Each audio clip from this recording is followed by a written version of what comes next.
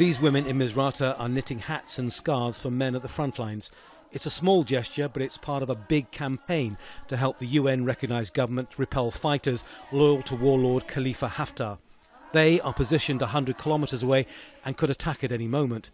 Women in Libya don't fight with guns, but in their unique way are fighting every battle. We feel like we're part of what's going on. We feel like we're helping to defend our country and our city. It's kind of, we're supporting each other.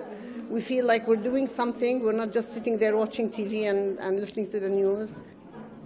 Many of these women have sons at the front line, and some know the bitter reality of the risks. Each has lost a son or a brother. HALEEMA lost one son during the revolution in 2011, and her last surviving son, 23-year-old Abdul Hamid, was killed last Sunday in the fight to defend the town of Abu Ghraib. I lost my sons for my country, but it was very painful losing them. They died defending their land and honour, but I have to be honest, that didn't take away the pain. We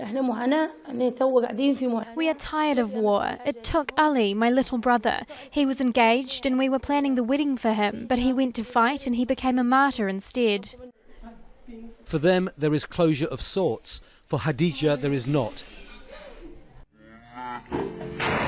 Instead, pictures of his disfigured corpse were posted on social media by his killers, with music added.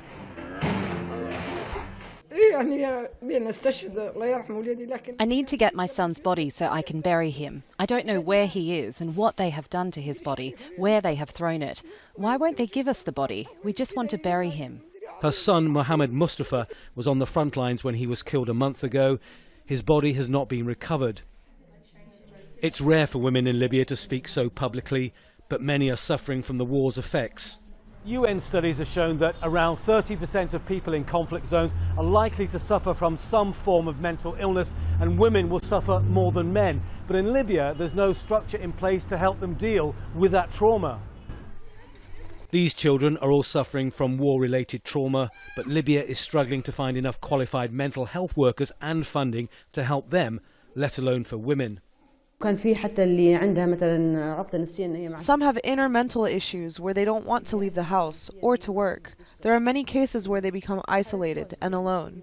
They don't want to do anything and they treat their kids with anger. If they are able to get out and meet others, they become more relaxed.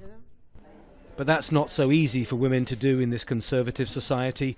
They often stay home, battling their grief and trauma on their own. Tony Birtley, Al Jazeera, Misrata.